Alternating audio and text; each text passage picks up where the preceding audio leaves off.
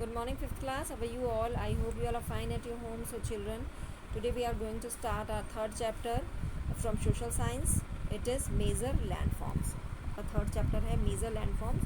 So here first start with the kick start. It is a warm up exercise that you have to do in your book. ये exercise आपको अपनी book में करनी है. So look at the picture and fill the blanks in the following sentences. So here the earth is made up of 4 main layers. जो अर्थ है वो किससे बनी हुई है? 4 मेन लेयर से. The outer core, the inner core, the mantle and the crust. So we live on the upper part of the earth. हम earth के अपर पार्ट में रहते हैं विच इज़ कॉल्ड क्रस्ट, जिसको क्रस्ट कहा जाता है. ये पार्ट है अर्थ का जिसके ऊपर हम रहते हैं, जिस पर हम रहते हैं, और ये क्या कहलाता है? Crust. So this layer is consist of upper 30 to 100 kilometer space. The crust mostly consists of rocks. Now let's start the chapter. Our planet Earth was formed about 4.5 billion years ago. यानी हमारा जो planet है अर्थ वो 4.5 billion years ago जो हुआ था, formed हुआ था. At the beginning the earth was very different from what is now. यानी जिस शुरुआत में जो हमारी जो अर्थ को आज हम देखते हैं, उस अर्थ से जब शुरुआत में ये अर्थ क्या थी, बहुत ज़्यादा डिफरेंट थी. There was no atmosphere, no water bodies on the surface of the earth. अर्थ के सरफेस पे ना ही एटमॉस्फेयर था, ना एयर, और ना ही कोई वाटर बॉडीज़ था.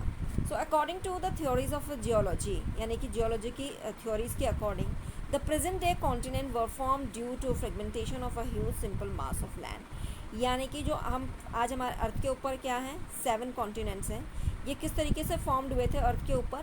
Fragmentation of a huge simple mass of land, यानी कि भूमि के विखंड से जो है इनका निर्माण हुआ था. The earth crust comprises a number of large plates of solid rock floating on the liquid mantle. यानी अर्थ हमारी किससे है? अर्थ का जो क्रस्ट है उसमें क्या कंप्राइजेज है? A number of large plates of solid rocks, यानी कि number of large plates of solid rocks की जो है उसमें शामिल है, जो कि floating on the liquid mental, जो कि एक लिक्विड तरल आवरण में तैरती हैं. The molten rock of the Earth's mantle is in constant motion due to convection of heat that occurs deep inside it. So the molten of the rock of the Earth, यानी कि जो पिघले हुए जो रॉक्स होती है अर्थ की, वो क्या करती है? उसके आवरण में कॉन्स्टेंटली क्या करती है? मोशन करती है. Due to convection of heat, यानी कि हीट के कारण जो है हीट कन्वेक्शन के कारण जो कि मोशंस करती रहती हैं, and that occurs deep inside it. So due to motion of internal motion, so internal motion के कारण यानी आंतरिक मोशंस के कारण some of the plates are constantly sliding at the edges in relation others. यानी कि जो कुछ प्लेट्स होती हैं इनसाइड, वो कॉन्स्टेंटली क्या करती हैं? स्लाइडिंग करती हैं, यानी स्लाइड करती हैं, अपनी जगह से खसकती रहती हैं. So this kind of continuous movement detach one plate from other. तो इस तरीके से इस तरीके का जो कॉन्टीन्यूस मूवमेंट होता है अर्थ के इंटरनल में, तो उससे जो वो प्लेट्स होती हैं वो एक दूसरे से क्या हो जाती हैं? अलग हो जाती हैं. The broken piece of land mass then drift away from each other and cause the division of the continent. और जो इस तरीके से इन पीसेस के ब्रोकन से, लैंड मासेस के जो ब्रोकन जो पीसेस होते हैं वो क्या हो जाते हैं? एक दूसरे से दूर हो जाते हैं, और जिसके कारण जो है कॉन्टिनेंट का डिवीज़न हुआ अर्थ सरफेस पे. सो these separated land mass are known as continent. और जिन separated land mass को हम किसके नाम से जानते हैं? continents के नाम से जानते हैं, यानी महाद्वीप. So the land surface the earth is divided into 7 continents. जो अर्थ का लैंड सरफेस है वो कितने 7 कॉन्टिनेंट्स में डिवाइड है, यानी 7 महाद्वीपों में बटा हुआ है. लैंड अर्थ के क्या है? 2 मेन सरफेसेस हैं, एक तो वाटर सरफेस है और एक लैंड सरफेस. तो लैंड सरफेस के ऊपर जो लैंड सरफेस हमारा 7 कॉन्टिनेंट में 7 महाद्वीपों में बटा हुआ है.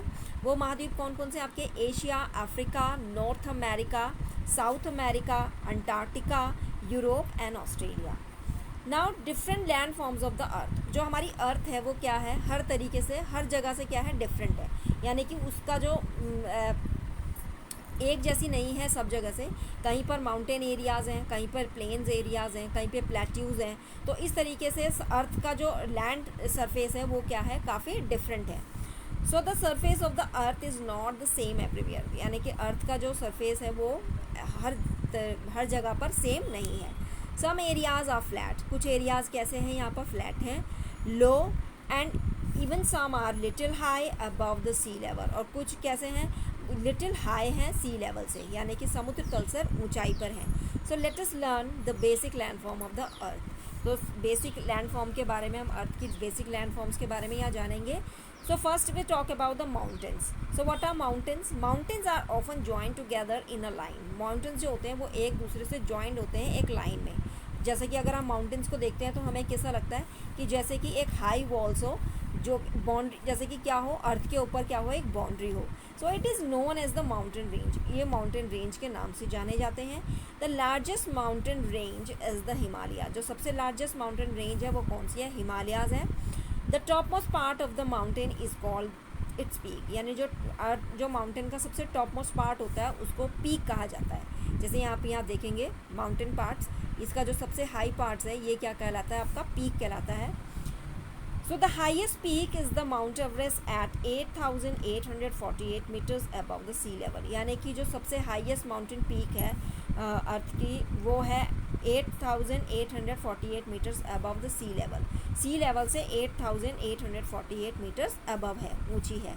और सबसे हाईएस्ट माउंटेन पीक कौन सी है, Mount Everest.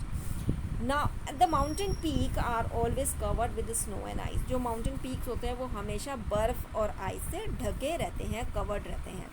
Now we talk about the plateau. A plateau is a flat tableland which rises abruptly from the surrounding areas. जो प्लेट्यूज क्या होते हैं, हाई फ्लैट लैंड्स होती हैं ये कि, यानी कि ये लैंड से क्या होती हैं, higher than land and lower than mountain. ये जो प्लेट्यूज क्या होते हैं, ये ज़मीन तल से तो क्या होते हैं, ऊंचे होते हैं, लेकिन माउंटेन से क्या होते हैं, नीचे होते हैं.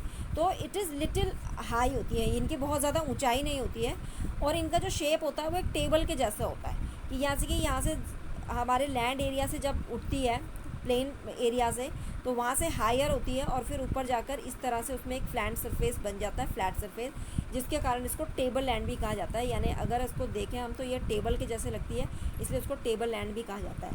तो and rich minerals deposit like iron, mica and limestone are found in this region. तो इस रीजन में जो प्लेट्यू रीजन्स होते हैं ये अनफर्टाइल होते हैं, यानी कि उपजाऊ नहीं होते हैं. यहाँ पर खेती वगैरह के लिए इतने अच्छे नहीं होते हैं, लेकिन ये मिनरल वेल्थ से जो होते हैं काफ़ी रिच होते हैं. यानी मिनरल वेल्थ जो कि भूमि के, यानी कि अर्थ के सरफेस के अंदर से जो पाई जाती हैं. जैसे कि मिनरल्स, कौन कौन से मिनरल्स यहाँ पर पाए जाते हैं प्लेट्यूज़ में, आयरन है, माइका है, limestone and found in this region. इस रीजन में पाए जाते हैं इस तरह के mineral resources. Now valley and plains. The low area between the hill is known as the valley. Valley किसे कहा जाता है कि हिल्स के बिटवीन, हिल्स जो दो हिल्स के बीच का जो हिस्सा होता है, जैसे कि टू हिल्स हैं उनके जो बीच का जो हिस्सा होगा उसको कहा जाता है valley. This is the valley. So valley. Plains are large stretched of almost flat land. They are generally fertile because of river flowing through them. तो ये जो आपके प्लेन्स आर लार्ज स्ट्रेचेस, जो इसमें जो इसके प्लेन्स होते हैं वो काफ़ी लार्ज होते हैं, और दे आर जनरली फर्टाइल, यहाँ और बहुत ज़्यादा फर्टाइल होती है यहाँ के plains, because of rivers flowing through them. क्योंकि हमेशा इनमें से क्या होती है, रिवर्स इनमें से बहती रहती है, जिसके कारण जो यहाँ की जो लैंड होती है वो काफ़ी फर्टाइल होती है. The plain along the sea coast are called coastal plains. और जो प्लेन्स जो होते हैं वो किससे, सी कोस्ट से लगे हुए होते हैं, उनको कोस्टल प्लेन्स कहा जाता है. Now the desert. A desert is a large area of a land covered with the sand. Desert क्या होता है, एक लार्ज एरिया की जो सैंड से कवर्ड होता है. Sand storms are very common in the desert. और सैंड स्टॉर्म्स होते हैं यानी कि रेतीले तूफान जिनको कहा जाता है, वो बहुत कॉमन होते हैं डेजर्ट में. The Sahara desert is the largest hot desert in the world. जो सहारा डेजर्ट है वो सबसे लार्जेस्ट और हॉट डेजर्ट है पूरी दुनिया का. Camel is called the ship of the desert. और कैमल को जो है वो डेजर्ट का शिप कहा जाता है, because the camel can walk very easily in the sand. So look at these are the plateaus.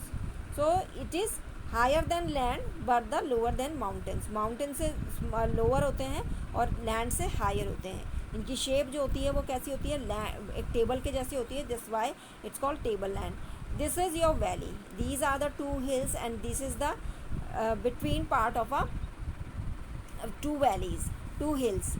Now these are the plains, and these are the desert. Now the peninsula. Now peninsula is an extension of land into a sea or ocean. It is surrounded by water on three sides. यानी peninsula किसे कहते हैं हम? एक land area जो कि three side से water या सी से, यानी कि ओशन या सी से घिरा हुआ होता है, उसे हम कहते हैं पेनिनसुला. एक लैंड सरफेस होता है, काफ़ी फैला हुआ लैंड सरफेस, जो कि वाटर और जो कि सी और ओशन से तीन साइड से. Look at this, three sides are here, 1 2 and 3. So three sides surrounded by three side, यानी तीन तरफ से इन अ ट्राइंगल शेप. तो ये क्या होता है? इसको हम क्या कहते हैं? पेनिनसुला कहते हैं. Now Iceland. आइसलैंड्स क्या होते हैं? An island is piece of a land surrounded by the together in the sea is known as in the archipelago.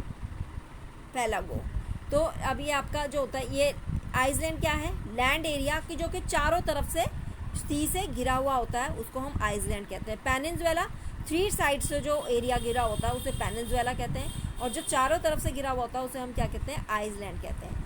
Now different water bodies on the earth. अब अर्थ के ऊपर इसी तरीके से जैसे कि लैंड सरफेस जो है काफ़ी डिफरेंट है, उसी तरीके से वाटर बॉडीज़ भी क्या है यहाँ पर काफ़ी डिफरेंट है. There are various water bodies on the surface of the earth. यहाँ पर क्या है? अर्थ के ऊपर जो है टू मेन पार्ट्स हैं अर्थ के. अर्थ सरफेस में एक है लैंड. लैंड के बारे में भी हमने पढ़ा कि वहाँ पर जिसको उसके जो बटे हुए भाग होते हैं लैंड के, उन्हें कॉन्टिनेंट कहा जाता है. और जो अब इसी तरीके से वेरियस पार्ट हैं अर्थ के, वाटर एरिया के में भी जो है वेरियस पार्ट्स हैं. So there are various water bodies on the surface of the earth. River, lake and sea are some of the water bodies. जो वाटर बॉडीज कौन कौन सी हैं अर्थ के ऊपर? रिवर है, लेक्स और some of the water bodies. Rivers. River is the biggest channel of water. River क्या होती है? एक बिग चैनल होती है वाटर का. Many stream join together to form a river. The point where the river start is called its source. जहाँ से point उसका रिवर का, किसी भी रिवर का पॉइंट स्टार्ट होता है, उसको इसका सोर्स कहा जाता है, यानी कि वहाँ से वो जो है रिवर निकलती है. The point where it end it's called its mouth. और जहाँ पर इसका एंड होता है उसको इसका माउथ कहा जाता है. Now the lakes. A lake is a water body surrounded by land. वो क्या होता है? ह्यूज वाटर बॉडीज होता है जो कि सराउंडेड बाय लैंड, जो कि चारों तरफ से लैंड से घिरा हुआ होता है. So there are both fresh water and salt water lakes. और दोनों ही तरीके की होती हैं लेक्स. फ्रेश वाटर्स की भी होती हैं एंड सॉल्ट वाटर की लेक्स भी होती हैं. Now the sea. Seas are the bodies of a salt water. यानी कि सीज क्या होते हैं? वो वाटर बॉडीज होती है जो कि सॉल्ट वाटर होता है, खारा पानी होता है सीज का. Smaller in size to ocean. Ocean से स्मॉलर होते हैं साइज में. ओशिन जिनको यानी सीज सागर और ओशिन इज़ अ महासागर. So the Mediterranean Sea, Black Sea and the Arabian Sea are some of the important sea. So these are the important sea. Black Sea, the Arabian Sea are the some important seas. Now looking back, the topmost part of the mountain is called its peak. The plateau is a flat tableland which rise abruptly from the surrounding areas. The low area between the hills known as valley. The point where the river start is called its source. The Sahara Desert is the largest desert in the world. An island is a piece of land surrounded by water on all sides. A lake is a water body surrounded by land. Seas are the bodies of salt water smaller in size to ocean. So the children, here the chapter is completed. Now you have to read this chapter. So today's work is only you have to read this chapter and try to understand. And the book work of this chapter we will do in the next class. Till then, bye. Take care, stay home, stay safe.